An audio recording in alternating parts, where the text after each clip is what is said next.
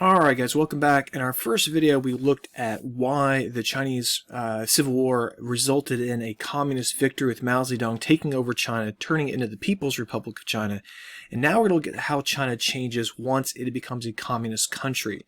And the first thing we're going to look at is just a year after establishing the People's Republic of China, that's the communist government, China invades and takes over this area known as Tibet, down here in this Tibetan plateau, the dividing line between China and India.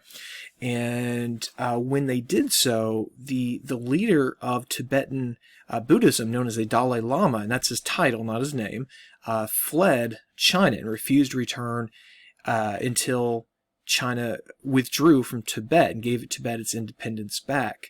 Again, this is the 1950s, late 1950s, when the Dalai Lama fled, and the same Dalai Lama is still around, and he still lives in India, and he still refuses to return to China. I don't anticipate China leaving Tibet anytime soon, but he's still keeping up the fight, I guess we'll say.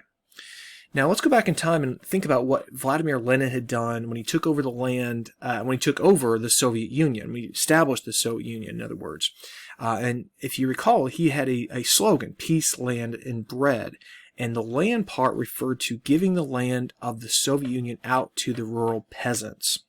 Mao is going to do the same thing in 1950. He's going to take the land from the wealthy landowners who had owned the land of China, I mean literally for centuries, and gave it out to the massive poor population, the peasant population of China. And so you have a real transformation. Now, this is going to help Mao build up his support because the people, the rural people of China are going to remember who gave them their land. They're going to remember it is Mao who did this. Now, this is not just a peaceful transition of land, however. This is a very violent almost revolution of sorts, in which the people, the peasants, got a chance to put their former landlords on trial.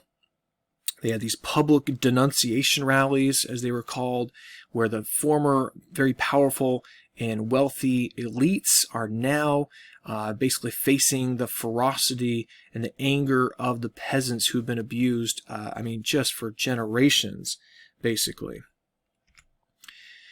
Now, this brings us to Mao's big plan for China. He calls it the Great Leap Forward. And that's a very telling name, right?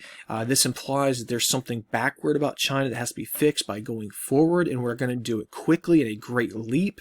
And that really is the vision for Mao. This was going to be this incredibly ambitious, incredibly just complex program where China would transform from a traditional rural peasant type society to a modern industrial communist society. So we're going to go from the backwards and undeveloped to the modern very, very quickly, right? Tractors, gears, guys riding on rockets for some reason, right? This is going to be modern is what we're looking at. There's a better view of this ridiculous Chinese propaganda.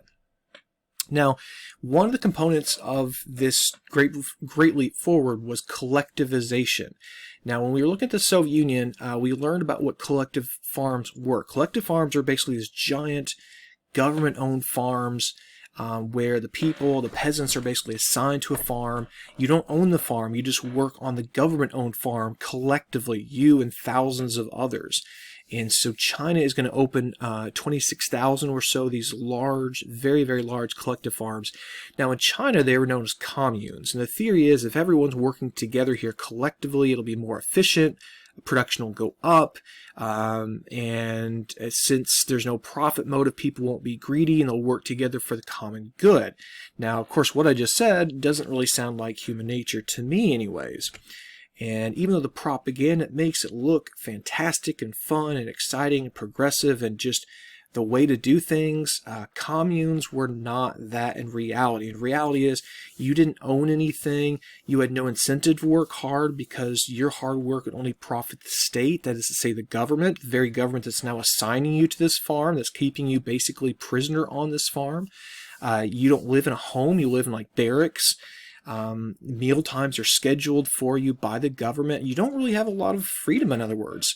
But you can't speak out. You can't resist, because if you do, Mao's forces will punish you, and that very well could be with death.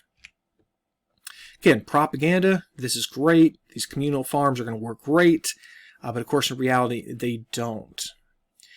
Now, another component of the Great Leap Forward was Mao's so-called Four Pests Campaign. And the Four Pests Campaign was an attempt to eradicate from China rats, flies, mosquitoes, and sparrows. Those are birds. Now, just if you think about this logically for a second, there's no way you can possibly get rid of all mosquitoes or flies or rats. I mean, this is just not going to work in the real world. But kids and villagers were expected to go out and kill sparrows by the bushel-full. You know, they would literally kill millions of these birds. But this doesn't work. Okay, with the sparrows not eating the insects are going to ravage the crops, and so ironically enough, this doesn't help China. This hurts China because it's going to lower harvests. Ultimately, this is really not a good plan on any level. Another component of the Great Leap Forward was Mao's insistence that China become a world leader in the production of steel. So I don't know how to make steel personally. I doubt you do either.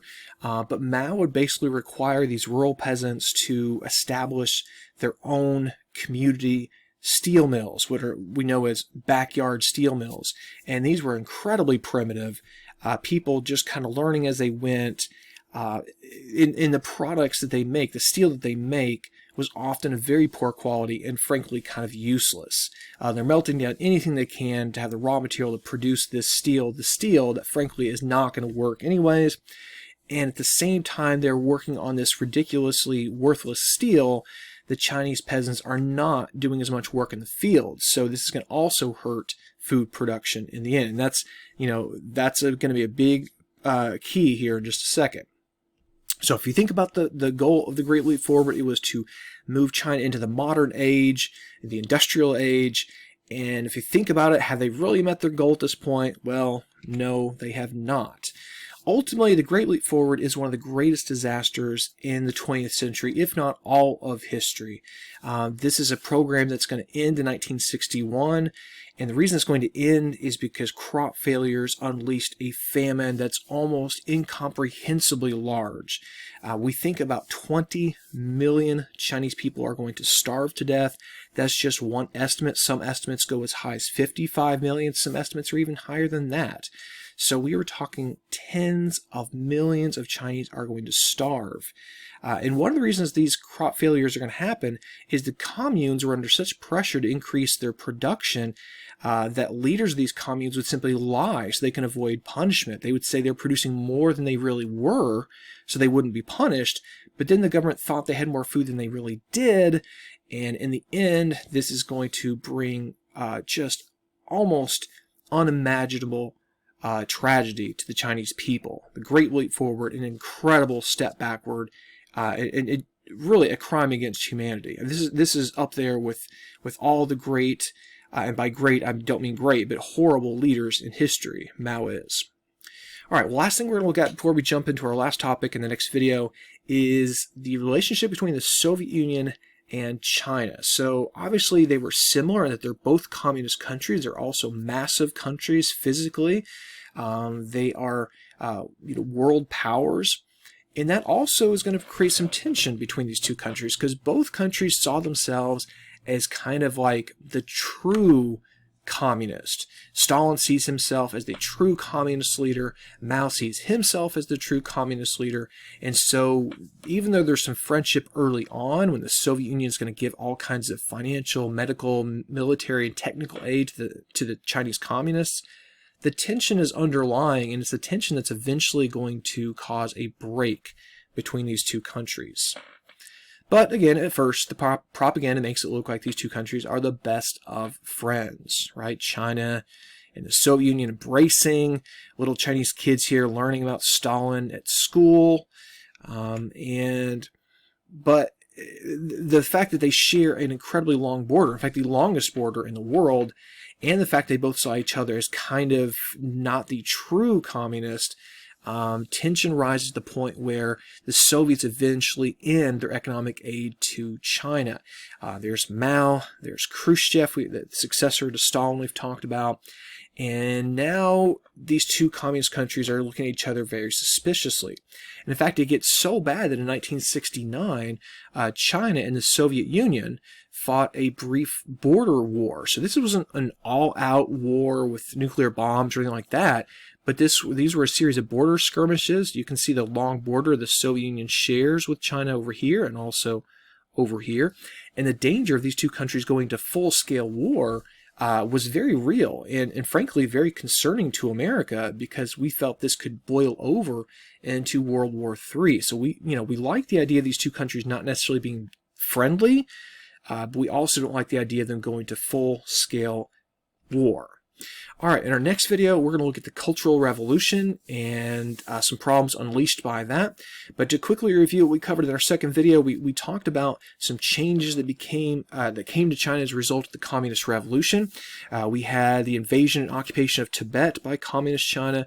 We had the Great Leap Forward, which was Mao's attempt to push China forward industrially and get them modernized, and it resulted in some big step backwards. Right, the Four Pest campaign fails. The campaign to produce steel ultimately fails, and the crop failures and the famines killed tens of millions of Chinese.